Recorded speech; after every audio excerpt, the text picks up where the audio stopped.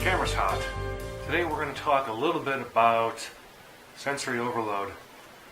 Now, for those of you who don't have spectrum disorder like I do, you might not understand what goes on, how we process data and everything. So basically, if you imagine, if you will, people who are not autistic, neurotypical people as we call them, imagine that they're cars, and their cars are gas powered.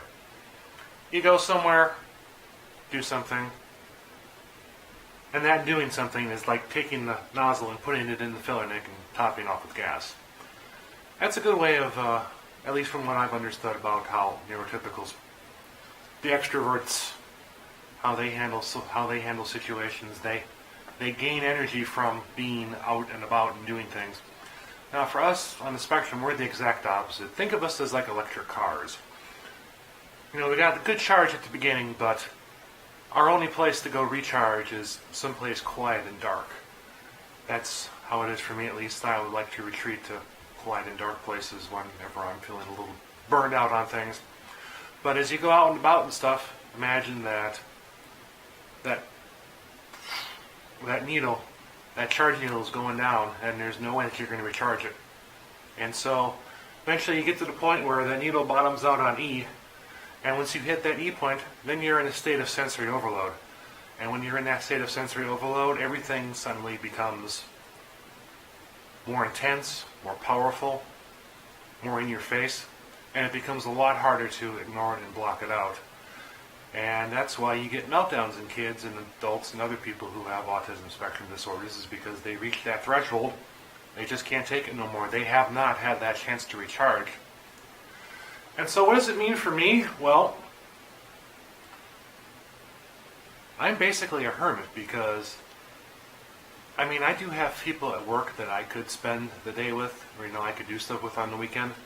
But I know from my personal experience that I maybe have about an hour or so of tolerance of things before I reach that point where that needle's bumping on E, and I gotta go home and I gotta recharge. And for me, that recharge is in my bedroom. So here's what I talk about when I say quiet and dark place. I've got pegboard on the windows in my room, and I just have a fan in the window to keep air moving through the apartment so the air doesn't stagnate. But during the daytime, it is pitch black in here, and I like it a lot. If I have to come home for something and I just have a place to crash and I can just completely shut down and not have anything to bug my senses. And so basically, our lives revolve around trying to plan out, trying to avoid overstimulating ourselves. For instance, at work, I actually, am able to have a job, and I've vlogged about my job before, and I've gotten used to it over the years, but early on, back in like 07, 08, when I was first out on my own, I would get home from work every night, and I would just crash hard. The first thing I did was I hit the bed, and I would sleep for 2 or 3 hours, because I was just so burned out from the day. And that went on for about 3 years before I finally got used to the work routine and the load that it was putting on me, and I actually was able to figure out coping strategies too. There's a nice dark place at work that I like to go and hang out at whenever I don't have anything to do, and that helps keep my battery from going all the way down to E. I should also point out for the record that I am a nighttime person. It's very peaceful and quiet at nighttime.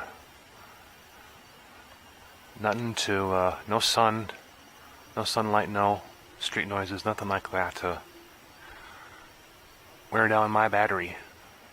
And I should mention too that I actually have been overloaded at times to the point where I have actually gone nonverbal.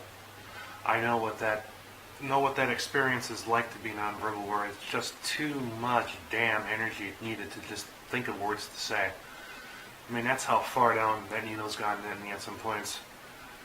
And it really, really, really sucks, because you just don't have the energy to do anything.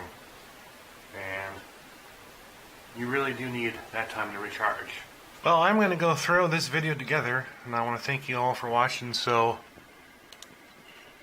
Please like, comment, and subscribe.